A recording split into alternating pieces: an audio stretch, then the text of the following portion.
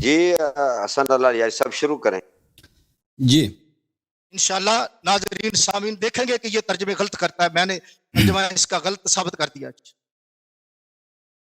بسم اللہ الرحمن الرحیم۔ محترم ناظرین، آپ نے غلام مصطفیٰ نوری صاحب کا بیان آپ نے سن لیا۔ انہوں نے ادعا کیا ہے کہ یہ آیات شیعہ کتب میں موجود ہے کہ ابو بکر اور عمر کے متعلق نازل نہیں ہوئے بلکہ کسی اور واقعے میں نازل ہوئے۔ انہوں نے یہ ادعا کیا، ٹھیک ہے نا، اور یہ ان کی بہت بڑی جھوٹ ہے۔ کسی شیعہ کتاب میں کوئی ایسی بات نہیں ہے کہ یہ ابو بکر عمر کے متعلق نازل نہیں ہوئے۔ تفسیر قمی سے انہوں نے جو عبارت نقل کی ہے انہوں نے اس میں خیانت کی ہے، اس میں سے اپنے سے لقمے ڈال دیے ہیں کہ اس میں یہ عبارت انہوں نے داخل کی کہ ابو بکر عمر کے متعلق نازل نہیں ہوئے بلکہ وفد بنی تمیم میں نازل ہوئے۔ یہ ہم مانتے ہیں، تفسیر قمی کی عبارت یہی ہے کہ وفد بنی تمیم میں نازل ہوئی ہے، لیکن اس میں یہ عبارت نہیں ہے کہ ابو بکر عمر کے متعلق کبھی نازل نہیں ہوئے یہ آیات۔ پھر انہوں نے تفسیر صافی سے وہی عبارت جو تفسیر قمی میں وہی دوبارہ پڑھی ہے، اور انہوں نے اور یہ ان کو پتہ ہونا چاہیے کہ کسی مفسر کا قول ہمارے لیے حجت نہیں ہے۔ اگر کوئی حدیث ہے، کوئی روایت ہے صحیح سند کے ساتھ تو حجت ہے، اگر نہیں ہے تو حجت نہیں ہے۔ انہوں نے جمع الجوامع سے حوالہ دیا ہے عبداللہ ابن عباس کے قول کا۔ اب جمع الجوامع کے کتاب میں آپ حدیث دکھا دیتے ہیں، اس کی سند کے کس کتاب سے وہ نقل کر رہا ہے؟ جمع الجوامع والی کتاب اس کے مصنف شیعہ ہے، لیکن اس میں جماعت عمرہ کے احادیث وہ بکثرت نقل کرتا ہے، ٹھیک ہے نا۔ آپ نے تفسیر امام علیہ السلام سے عبارت نقل کیا۔ تفسیر امام علیہ السلام میں کوئی ایسی بات نہیں ہے کہ ابو بکر عمر کے متعلق نازل نہیں ہوئے، بلکہ اس میں یہ ہے کہ ابتدائے ہجرت میں یہ بات نازل ہوئی ہے، ابتدائے ہجرت میں یہ بات نازل ہوئی ہے، تو اس کا مطلب یہ نہیں ہے کہ دوبارہ نازل نہیں ہوئی۔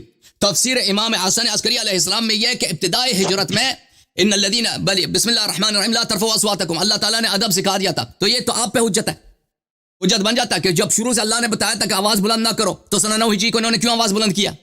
تو پھر آپ کے ہاں سے کوئی بھی آپ بنا سکتے کہ ان کو پتہ نہیں تھا۔ تفسیر امام علیہ السلام سے آپ نے عبارت جو نقل کی ہے، آپ نے اس میں یہ بھی خیانت کی ہے کہ اللہ تعالیٰ نے حبط اعمال کا راستہ بند کیا ہے۔ اچھا، میں آپ کی خدمت میں یہ پلیز ادب سے کام لیں، اپنی میری باری میں ایک لفظ بھی انہوں نے نہیں بولنا بھائی۔ یہ حضرت آپ خاموشی سے سنیں، تحمل سے سنیں پلیز۔ تفسیر امام عسکری علیہ السلام میں عبارت دیکھیں میرے محترم ناظرین، یہ ہے کہ ایک دفعہ ایک اعرابی آیا، حتی ان رجلا اعرابیا ناداه يوما وهو خلف حائط بصوت جهور يا محمد فاجابه بارفع من صوته يريد ان لا يعثم الاعرابي بارتفاع صوته، کہ ایک اعرابی نے بلند آواز سے پکارا ہے تو رسول اللہ صلی اللہ علیہ وسلم نے اس کو بلند آواز سے جواب دیا۔ اعرابی کہتے ہیں وہ جو ابھی مسلمان ہوئے ہیں ان کو ادب نہیں ہے، ٹھیک ہے نا۔ اور یہ روایت جو آپ کے کتب میں بھی موجود ہے، یہ کتاب ہے معالم السنن شرح سنن ابی داود، اسی اعرابی والی حدیث کو نقل کرنے کے بعد کہ ایک اعرابی بصوت جہوری یا محمد فاجابه على نحو ذلك، اس کے بعد کہتے ہیں کہ رسول اللہ صلی اللہ علیہ وسلم نے صفحہ نمبر 62 ہے اپنی آواز اس لیے بلند کی ہے تاکہ اس کا عمل حبط نہ ہو۔ تو یہ تو آپ پہ حجت ہے نا کہ اگر رسول صلی اللہ علیہ وسلم کسی کو نادان سمجھتے تھے اور یہ پتہ ہوتا تھا کہ یہ بے احترامی کی وجہ سے نہیں کہتا، اپنی آواز بلند کر رہا ہے، تو اپنی آواز بلند کرتے تھے تاکہ اس کا عمل حبط نہ ہو جائے۔ ابو بکر عمر کے لیے تو یہ نہیں کیا نا۔ آپ مجھے کسی کتاب میں دکھائیں کہ ابو بکر عمر نے جب چلایا ہے، آواز بلند کی ہیں، چیخیں ماری ہیں وفد بنی تمیم کے واقعے میں، تو رسول صلی اللہ علیہ وسلم نے آواز بلند کیا تاکہ ان کا اعمال حبط نہ ہو جائیں۔ دیکھیں، اعرابی کے لیے رسول اللہ صلی اللہ علیہ وسلم کے دل میں اس کو نجات دینے کی محبت ہے، ان کو نجات دلایا، اپنی آواز بلند کی ہے، کیونکہ اعرابی نے جو پکارا تھا اس کی عادت ہے، وہ ایسے قومی غیر مہذب ہے، وحشی قوم ہے، ٹھیک ہے نا۔ ابو بکر عمر کے لیے تو نہیں کیا پیغمبر صلی اللہ علیہ وسلم، ان کے تو اعمال حبط ہو گئے۔ اچھا یہ کوئی حدیث پیش نہیں کر سکے کہ یہ جو روایت ہے، یہ جو واقعہ ہے، یہ ابو بکر عمر کے متعلق نازل نہیں ہوئی، ٹھیک ہے نا۔ کوئی عبارت پیش نہیں، انہوں نے مفسرین کے اقوال پیش کیے، کوئی حدیث وغیرہ پیش نہیں کی کہ ابو بکر عمر کے متعلق کہ یہ وفد بنی تمیم میں نازل ہوئی ہے، ٹھیک ہے نا۔ اگر یہ اس کی کوئی سند نہیں ہے، کوئی آپ نے مفسر کے اقوال پیش کیے، کوئی حدیث پیش نہیں کیا، ٹھیک ہے نا۔ اگر ہم مان بھی لیں نا، یہ کوئی بڑی بات نہیں ہے، کیونکہ اسباب نزول میں تعدد یہ تو ایک عام چیز ہے۔ مجھے بہت تعجب ہے غلام مصطفیٰ نوری صاحب کہ مجھے نہیں لگتا، اب مجھے نہیں پتا کہ آپ کی تعلیم کتنی ہے، اور بھائی آپ نے علوم قرآن نہیں پڑھا، اسباب النزول کی کتابیں نہیں پڑھی آپ نے، کو اس میں یہ تو عام سی بات ہے کہ ایک آیا کہ متعدد بار نازل ہو سکتا ہے، اس کے متعدد اسباب ہو سکتے ہیں۔ اگر کسی حدیث میں یہ ہے کہ یہ آیا یہاں پہ نازل ہوئی ہے، دوسری حدیث میں کہ یہ یہاں پہ نازل ہوئی ہے، ان میں تضاد نہیں ہے اگر دونوں کی سند صحیح ہے۔ کیونکہ ایک آیت بار بار نازل ہو سکتی ہے. یہ کتاب الاختصاص لشیخنا المفید رحمہ اللہ. یہاں پر قام رجل الى امیر المؤمنین علیہ السلام فسأله عن قول اللہ عز وجل یا ایھا الذین آمنوا لا تقدموا بین یدی اللہ ورسولہ فی من نزلت قال فی رجلین من قریش. ابو بکر عمر کے متعلق نازل ہوئی ہے. اچھا ملاحظہ کریں میرے محترم ناظرین، التکرار فی النزول، تعدد اسباب النزول، یہ میں بہت اختصار کے ساتھ دکھاتا ہوں. یہ الاتقان فی علوم القرآن ہے، جزء اول. یہاں پہ ایک پورا نو ہے، ایک پورا باب چیپٹر ہے، ما تکرر نزولہ، وہ آیات جن کی تکرار بار بار نازل ہوئی ہیں، اور اس میں بہت ساری مثالیں دیتا ہے. تعدد نزول و تکرار مثل ما اخرجہ الشیخان عن المسیب. پھر بہت ساری روایت دیتا ہے کہ بخاری میں موجود ہے کہ یہ آیت یہاں پہ نازل ہوئی، دوسری آیت کے وہاں پہ نازل ہوئی ہے. تو اس میں کوئی تنافی نہیں ہے. ایک آیت 2 دفعہ نازل ہو سکتا ہے، 3 دفعہ نازل ہو سکتا ہے، 4 دفعہ نازل ہو سکتا ہے، اس میں کوئی تنافی نہیں ہے. ٹھیک ہے نا. آپ نے کوئی شیعہ حدیث نہیں دکھائی. غلام مصطفیٰ صاحب، چالاکی کرنا، یہ لوگ عوام لوگوں کے کو دھوکہ دینا، فریب دینا، یہ آپ اپنی مسجد میں کر سکتے ہیں، میرے پروگرام میں نہیں کر سکتے. کہ یہ آیت شیعہ کتاب میں تو لکھا ہے وفد بنی تمیم میں نازل. جی ہاں، وفد بنی تمیم میں نازل ہوئی ہے، ہم انکار نہیں کرتے، لیکن ابو بکر عمر کے مذمت میں بھی نازل ہوئی ہے. ٹھیک ہے نا. اور ابو بکر عمر کے مذمت میں وفد بنی تمیم ہی کے واقعے میں نازل ہوئی ہے. اور اگر صحیح حدیث موجود ہے فریقین کے پاس کہ ابو بکر عمر کے متعلق نازل ہوئی ہے، اور فریقین کے پاس یہ بھی روایت ہے کہ بنی تمیم میں نازل ہوئی ہے، اس میں کوئی تضاد نہیں ہے. ملاحظہ کرنا میرے محترم ناظرین، یہ کتاب سنن النسائی چاپ مؤسسۃ الرسالہ جلد نمبر 5 صفحہ نمبر 401 حدیث نمبر 5903. یہاں پہ یہ کہ یہ آیت نمبر 1 سے لے کر آیت نمبر 5 تک ارتفعت اصواتہما، ابو بکر عمر کی جو لڑائی ہوگی آپس میں اسی واقعے میں نازل ہوئی ہے. ٹھیک ہے نا. چالاکی کرنا یہ آپ کا سیرہ ہے، لیکن الحمدللہ رب العالمین یہ جب صحیح حدیث آپ کے کتاب میں موجود ہے، ہماری کتاب میں موجود ہے کہ ابو بکر عمر کے متعلق نازل ہوئی ہے، تب پھر آپ اس سے جان نہیں بچا سکتے.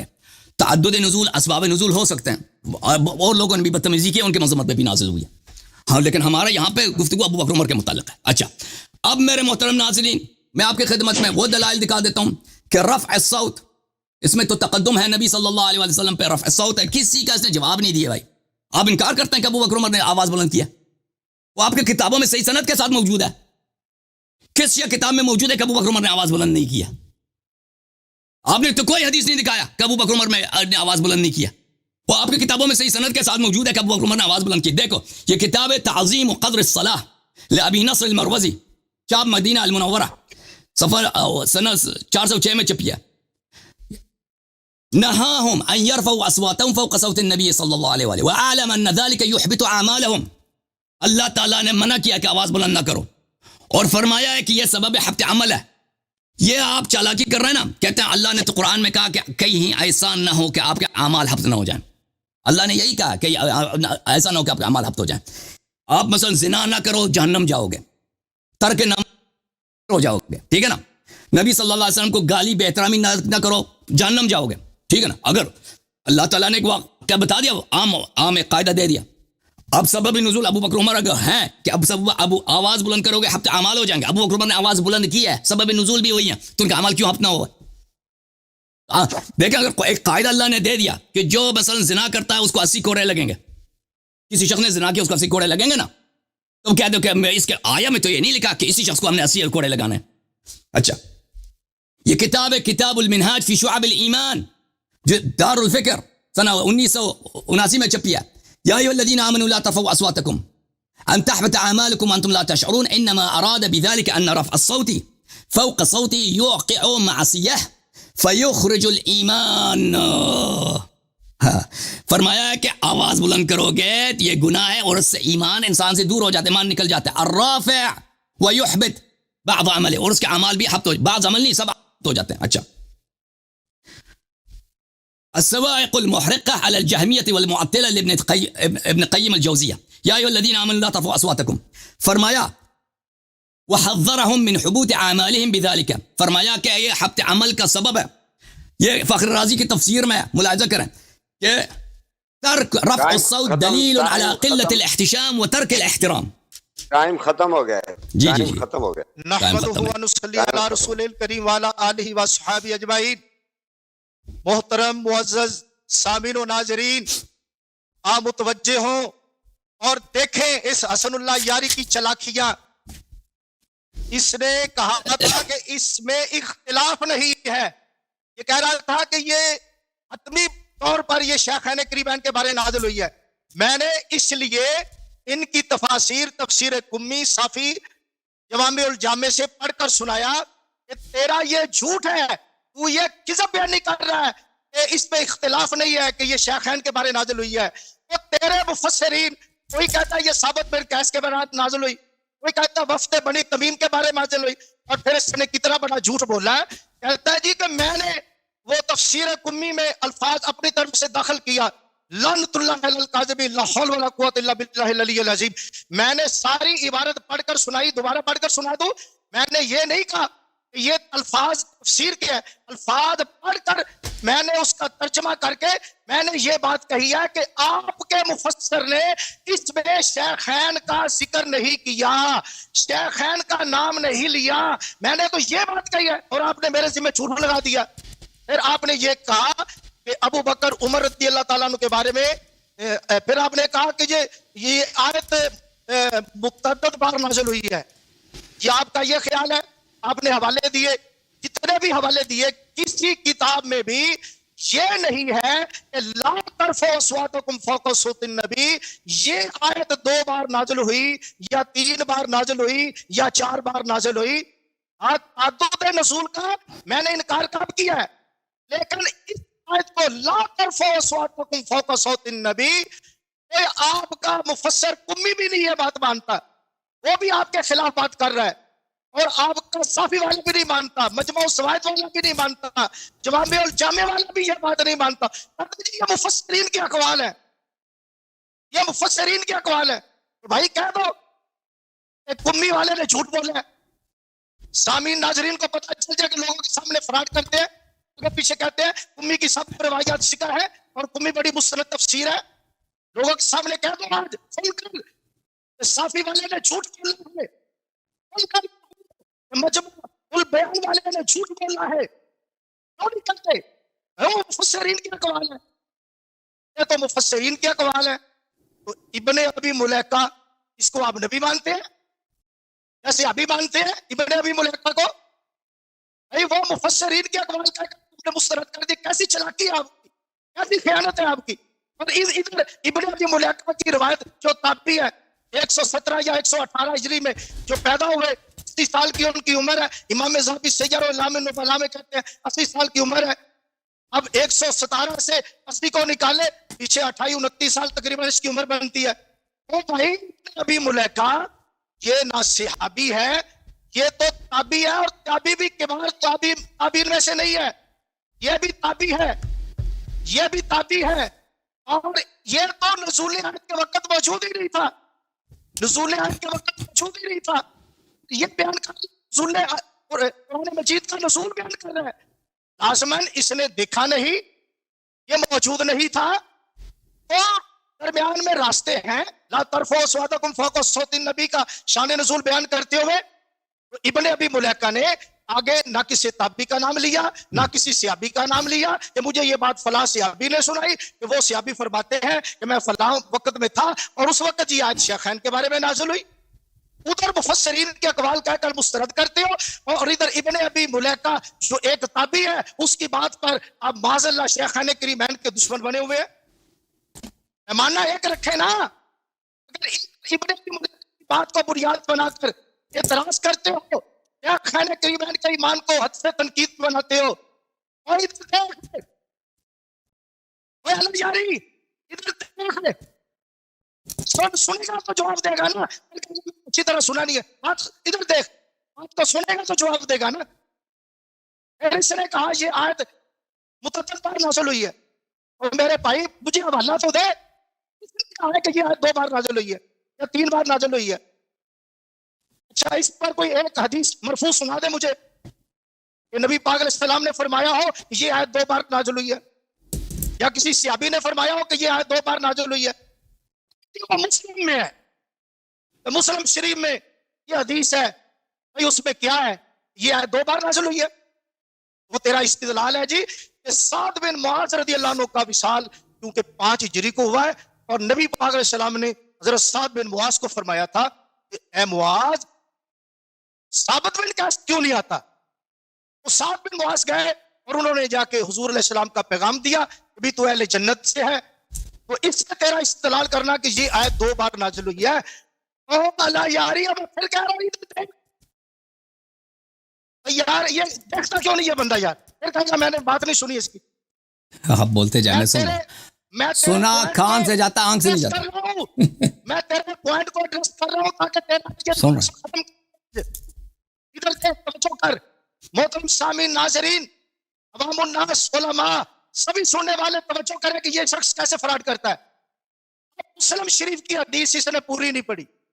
ہائے ہائے، پوری پڑھتا تو تیرا جھوٹ ظاہر ہو جاتا نا. پوری حدیث کیوں نہیں پڑھی مسلم شریف کی؟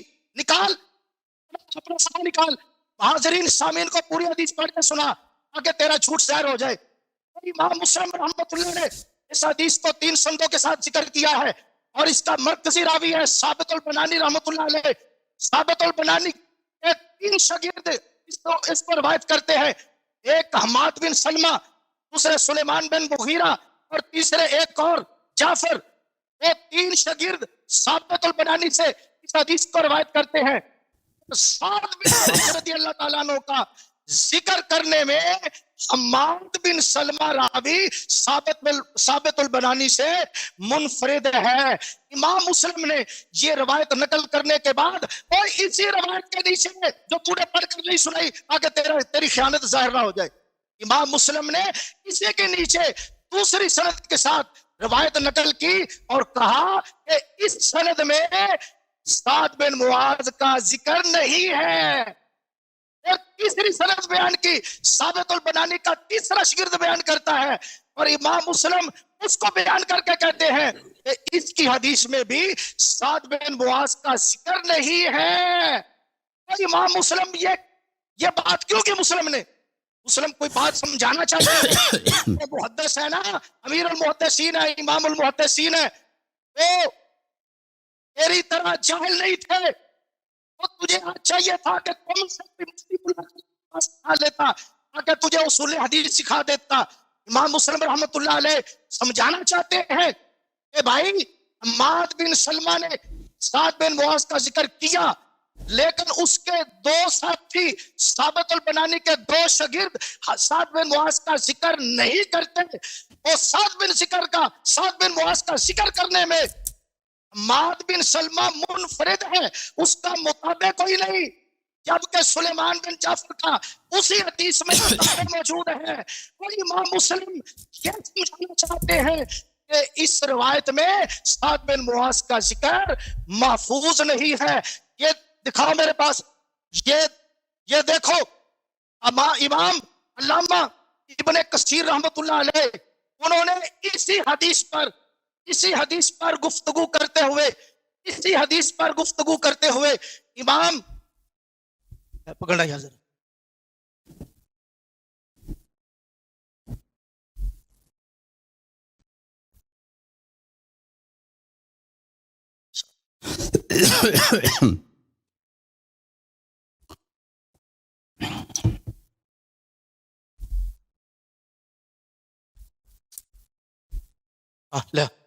اب یہ دیکھو، یہ میرے پاس ہے تفسیر ابن کثیر سورۃ الحجرات کے روشنی میں.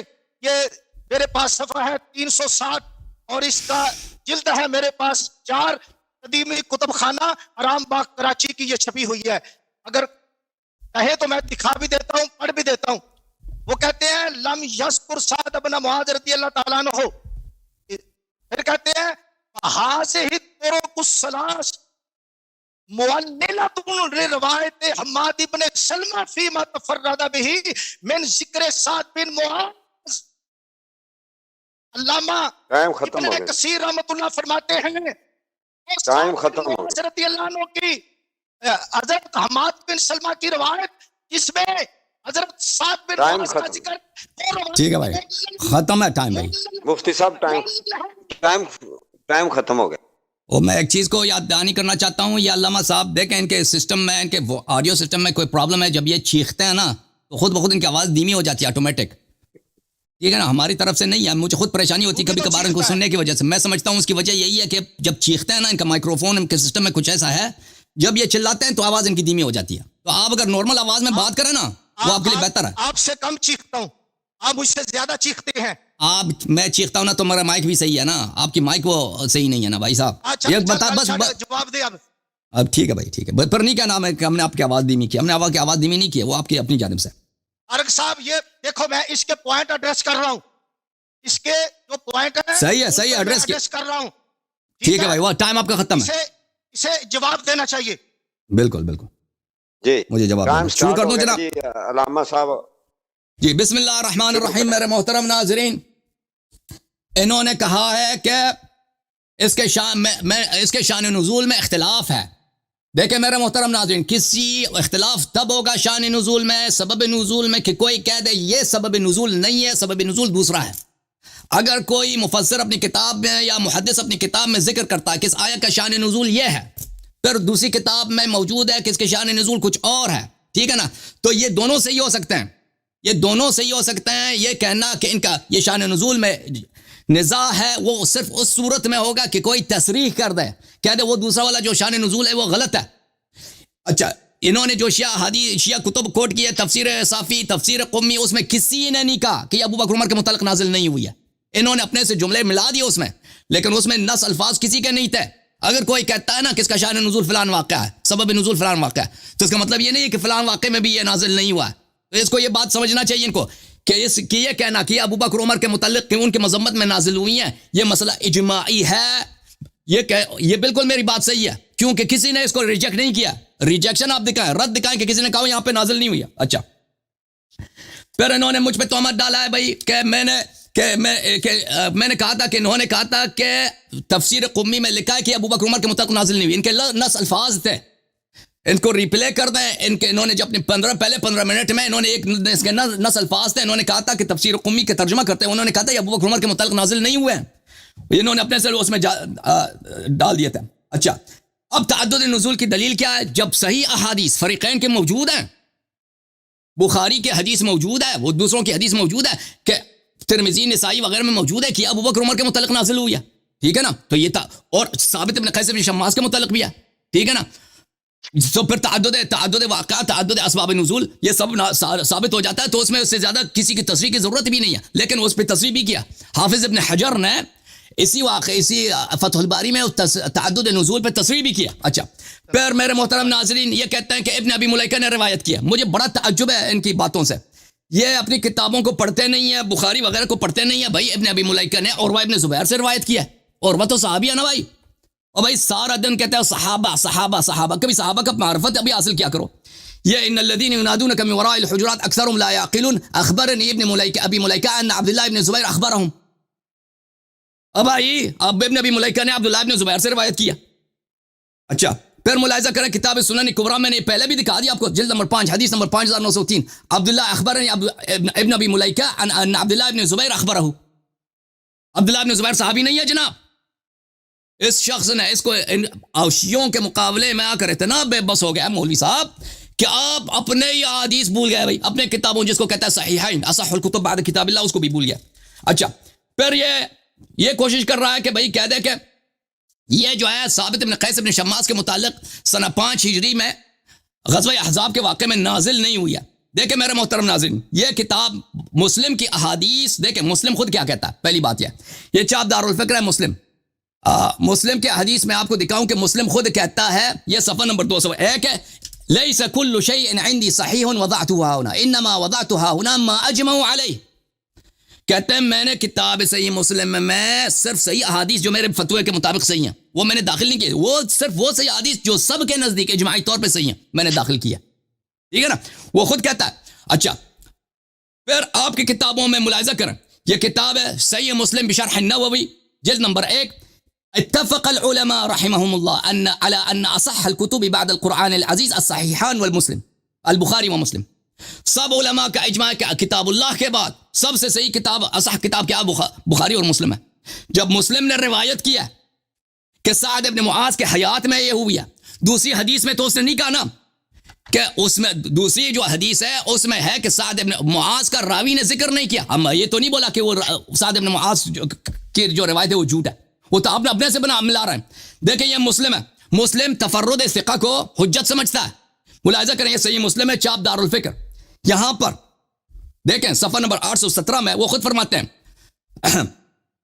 وَلِلزُّهْرِ نَحْوٌ مِّن 90 حَدِيثًا يَرْوِيهِ عَنِ النَّبِيِّ صلی اللہ علیہ وآلہ لَا يُشَارِكُهُ فِيهِ أَحَدٌ بِأَسَانِيدَ جِيَادٍ.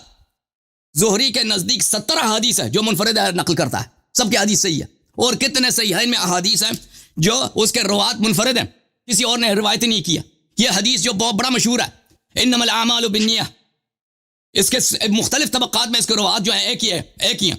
ملاحظہ کریں یہ بخاری کی روایت ہے خلیفہ دوم سے, کہتا ہے انما الاعمال بالنیات, یہ اس کی روایت ہے. اس کے متعلق کیا کہتا ہے حافظ ابن صلاح علوم الحدیث میں, کہتا ہے انما الاعمال بالنیات فانه حديث فرد تفرد به عمر عن رسول الله صلى الله عليه وسلم ثم تفرد به عن عمر علقمه ثم عن علقمه محمد بن ابراهيم ثم عنه يحيى بن سعيد. ہر طبقے میں منفرد ہے. اتنا مشہور حدیث ہے انما الاعمال بالنیات. عمر سے بھی صرف علقمہ نے روایت کیا, علقمہ سے بھی صرف محمد بن ابراہیم نے روایت کی, اس سے بھی صرف یحییٰ بن سعید نے روایت کیا. ٹھیک ہے نا. ملاحظہ کریں یہ کتاب المفہم قرطبی صاحب کی جو ہے شرح مسلم ہے, یہاں پہ ملاحظہ کریں والانفراد بالثقہ لا یخرم الثقۃ به. انفراد تفرد ثقہ اس کی حدیث کو ضعیف نہیں بناتا. علامہ صاحب بس مسلم کی احادیث سب اجماعی ہیں اور یہ اصح الکتب بعد کتاب اللہ ہے. اور آپ کی یہ چالاکی اور یہ فریب, یہ دھوکہ کہ مسلم نے کہا کہ یہ سعد بن معاذ والی حدیث جو یہ غلط ہے, یہ ضعیف ہے. مسلم کا یہ قول نہیں, آپ اس میں ڈالنے کی کوشش کر رہے ہیں. اگر کسی نے ذکر نہیں کیا تو اس کا مطلب یہ نہیں ہے کہ وہ وہاں پہ وہ سعد بن معاذ نہیں تھا. ٹھیک ہے نا. مسلم نے اپنی حدیث کی تضعیف نہیں کیا ہے, مسلم نے تصریح کیا ہے کہ اس کے سب احادیث بالاجماع صحیح ہیں اور انفراد ثقہ اس کے صحت پہ کوئی اثر نہیں ڈالتا. اچھا جب یہ ثابت ہو گیا میرے محترم ناظرین, اب آتے ہیں اصل موضوع کی طرف. ابو بکر عمر نے آواز بلند کی ہے. نہیں کہہ دو کہ ابن ابی ملیک صرف اس نے روایت کی ہے, نہیں, عبداللہ ابن زبیر نے بھی روایت کی ہے. علامہ صاحب پھنس گیا بری طرح. کہاں جاؤ گے؟ ہر طرف سے آپ پھنسے ہوئے. یہ آپ کا امام ہے فخر رازی, تفسیر فخر رازی المجلد العاشر. یہاں پہ ملاحظہ کریے سورہ حجرات ہے رفع الصوت دلیل علی قلت الاحتشام و ترک الاحترام. رفع الصوت بے ادبی کی دلیل ہے, ترک الادب کی دلیل ہے, ترک احترام کی دلیل ہے. اور علامہ صاحب جو نبی صلی اللہ علیہ وسلم کے ساتھ بے ادبی کرے, ہائے ایف آئی آر کا پرچہ اس میں کٹتا ہی نہیں کرتا, اور ایف آئی آر کٹتا ہی نہیں کرتا. اللہ کی جانب سے ایف آئی آر کٹا ہوا ہے, کفر کی دلیل ہے, اجماع ہے اس مسئلے پہ. کہیں آپ بھاگ ادھر ادھر بھاگو نا, اللہ یاری کے ہاتھ لگے ہیں. پھر کہتا ہے صفحہ نمبر 105 میں فخر رازی کہتا ہے وَأَمَّا الْمَعْنَى أَن تَحْبَتَ إِشَارَةٌ إِلَىٰ أَنَّكُمْ إِن رَفَعْتُمْ أَصْوَاتَكُمْ وَتَقَدَّمْتُمْ تَتَمَكَّنَ مِنْكُمْ هَذِهِ الرَّذَائِلُ وَتُؤَدِّي إِلَى الْإِسْتِحْقَارِ. اگر آپ نے رسول اللہ صلی اللہ علیہ وسلم پہ آواز بلند کی ہے, ان پہ تقدم حاصل کیا ہے, آپ نے تحقیر کی ہے نبی کی صلی اللہ علیہ وسلم, ان کی شان کی آپ نے توہین کی ہے, اور وَيُؤَدِّي إِلَى الْإِنْفِرَادِ وَالْإِرْتِدَادِ الْمُحْبِطِ, اور یہ سبب ارتداد ہے, تفسیری ہے, سبب ارتداد ہے, اور مرتد ہونے کی دلیل ہے. علامہ صاحب یہ آپ کا امام کہہ رہا ہے, آپ کہاں جاؤ گے؟ اللباب فی علوم الکتاب تالیف ابن عماد الدمشقی الحنبلی, یہ حنبلی ہے, کٹر ناصبی. صفحہ نمبر سنہ 880 میں اس کی وفات ہے, جلد نمبر 17 ہے, چاپ دار الکتب العلمیہ ہے. ملاحظہ کریں معنی لا تجروا له بالقول, اسی آیت سورہ حجرات کی تفسیر ہے. معنى الكلام إنكم إن رفعتم أصواتكم وتقدمتم فذلك يؤدي إلى الاستحقار وهو يفضي إلى الارتداد والارتداد محبط. معنی کلام یہ ہے, اللہ فرما رہا ہے کہ اگر تم نے آواز بلند کی ہے, تقدم حاصل کی ہے, یہ نبی صلی اللہ علیہ وسلم کی تحقیر ہے, اور یہ ارتداد کا سبب ہے, اور ارتداد حبط اعمال کا سبب ہے. پہلے مرتد بنتا ہے, پہلے حبط ہو جاتا ہے. ہائے جس نے آواز بلند کی نا مرتد ہو. یہ میرا قول نہیں ہے, آپ کے علماء کے اقوال ہے, قرآن مجید کی تفسیر ہے. جو اللہ نے جو فرمایا لا ترفعوا اصواتکم ان تحبط, اس کا کیا مراد ہے؟ آواز بلند کرو گے بے ادب. یہ پیغمبر سب انبیاء سے عظیم ہے, ان کی بے ادبی میرے اور آپ جیسے لوگوں کی بے ادبی نہیں ہے. ان کے دربار میں بے ادبی کرنا اللہ رب العزت کے شرک کرنے کے مترادف ہے. اور بھائی آواز بلند کی, تمہارا امام کہہ رہا ہے کہ اللہ بلکہ قرآن میں کہہ رہا ہے یہ تحقیر نبی صلی اللہ علیہ وسلم ہے. تحقیر نبی, پہلے مرتد بنتا ہے شخص, پھر اس کے بعد اس کے اعمال حبط ہو جاتے ہیں. اب بتاؤ نا, جواب دینا. تم نے تحقیق عدم احترام کے جواب نہیں دیا, اذیت کا جواب نہیں دیا, عدم تحکیم الی النبی صلی اللہ علیہ وسلم, کسی کا جواب آپ نے نہیں دیا. میرا ٹائم ختم ہے جی. ٹائم ختم ہو گیا.